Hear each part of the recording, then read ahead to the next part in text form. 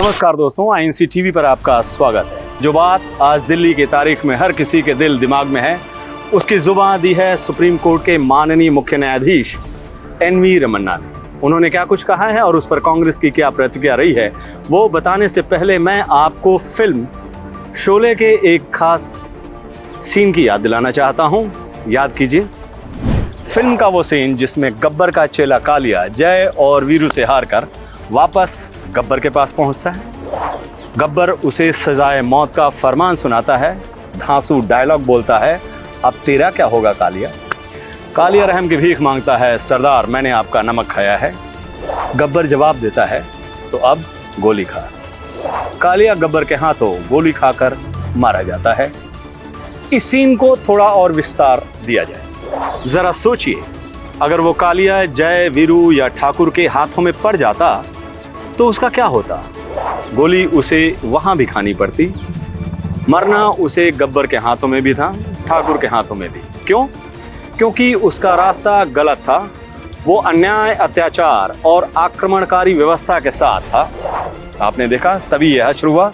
कल्पना के इस संसार से निकलकर अब चलिए कड़वी हकीकत की दुनिया में। जी, आपको ले चलते हैं थोड़ी कड़वाहट की ओर। इस दुनिया की हकीकत से रूबरू कराया है देश के मुख्य न्यायाधीश एनवी रमन्ना साहब ने। दिल्ली में आयोजित एक सम्मेलन में उन्होंने क्या कहा? उन्होंने कहा कि देश की जांच एजेंसियों को उन्होंने उस वक्त संबोधित किया और कहा, अक्सर जांच अधिकारी हमारे पास शिकायत लेकर आते हैं कि शासन में बदलाव के बाद उन्हें परेशान किया जाता है। अब आप अपने आप को सत्ता से जोड़ने करने की कोशिश करते हैं तो आपको परिणाम भुगतने होंगे। माननीय न्यायाधीश ने यह बात सीबीआई, ईडी और उन तमाम केंद्रीय जांच एजेंसियों के बारे में कहा जो आज की तारीख में सरकारी पिट्ठू बने हुए हैं। ये विपक्ष भी आरोप लगाता रहा है। अपने पद की गरिमा और मर्यादा को ध्यान में रखते हुए उन्होंने इस बात को फिल्म शोले के सीन से नहीं जोड़ा। ये नहीं कहा कि हर गब्बर की सत्ता खत्म होने के बाद कालिया के साथ वही होता है जो मंजूर ठाकुर होता है। When it comes to the CBI, it possessed immense trust of the public in initial phase. In fact, the judiciary used to be flooded with requests for transfer of investigations to CBI, as it was a symbol of impartiality and independence. Whenever the citizenry doubts the skill and impartiality of its own state police, they sought investigation by CBI, as they wanted justice to be done. But with the passage of time, like every other institution of repute, the CBI has also come under deep public scrutiny. Its actions and inactions have often raised questions regarding its credibility in some cases. As an institution, you have so many achievements to your credit. In the process, many of your personnel have put their health and life at risk. Some have also made supreme sacrifices. In spite of all this, it is ironical that people hesitate to approach the police in times of despair. The image of the institution of police is regrettably tarnished by allegations of corruption, police excesses, lack of impartiality, and close nexus with political class.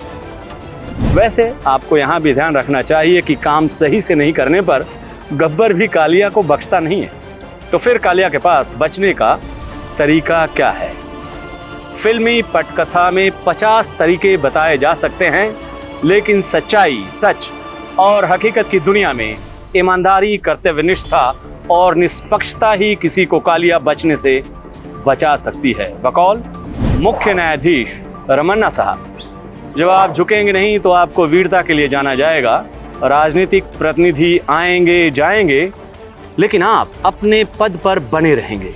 अभी भ्रष्टाचार, ज्यादतियों, निष्पक्षता की कमी और राजनीतिक वर्ग के साथ गठजोड़ में आपकी क्रेडिबिलिटी खत्म हो गई है। संस्थाओं को फिर से लोगों का भरोसा हासिल करने पर ध्यान देना चाहिए। इसके लिए पहले राजनेताओं से गठजोड़ तोड़ना होगा, तभी फिर से आपकी साख वापस हो सकेगी। कांग्रेस ने मुख्य न्यायाधीश की नसीहत का पुरजोर समर्थन किया है। साथ ही उनसे अपील की है कि वो सरकारी जांच एजेंसियों को सरकारी पिट्ठू बनने से रोकने के लिए कुछ कारगर कदम उठाएं। इस मुद्दे पर कांग्रेस प्रवक्ता एवं राष्ट्रीय महासचिव श्री रणदीप सिंह सुरजेवाला ने कहा, मैं प्रधान न्यायाधीश जी से देश के एक नागरिक के तौर पर कहूंगा कि केवल अदालत में बैठकर चिंता व्यक्त करने से माननीय न्यायाधीश जी कुछ नहीं होने वाला। जब तक प्रधान न्यायाधीश संज्ञान लेकर संवैधानिक शक्तियों जो उच्चतम न्यायालय के पास है उनका इस्तेमाल कर सरकार के इन पिट्ठुओं पर कानून और संविधान का अंकुश नहीं लगाएंगे तो ऐसी बातें करना व्यर्थ है।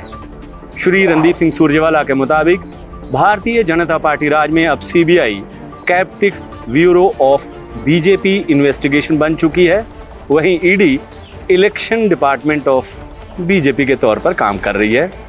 सुरजेवाला ने आयकर विभाग को भारतीय जनता पार्टी के विरोधियों की प्रताड़ना का झुंझुना बताया है। सीबीआई अब captive bureau of BJP investigation है, अपने जिस विरोधी पर चाहेंगे वो छोड़ देंगे। ईडी क्या है? Election department of BJP. Income tax क्या है? भारतीय जनता पार्टी के विरोधियों की प्रताड़ना का एक झुंझुना। तो सीबीआई, ईडी और इनकम टैक्स अब मोदी सरकार के पिट्ठू बन गए हैं और भारतीय जनता पार्टी की फ्रंटल ऑर्गेनाइजेशंस हैं। अब यहाँ लाख टके का सवाल, इस समस्या का परमानेंट सॉल्यूशन क्या है? देश के मुख्य न्यायाधीश ने अपनी बात रख दी है। मैंने आपको कालिया, गब्बर और ठाकुर की कहानी सुना दी है, अब बारी आपकी है। कुछ आप भी सुनाइए। आपकी बात और सुझाव के इंतजार में मैं आपका भूपेंद्र नारायण सिंह। नमस्कार।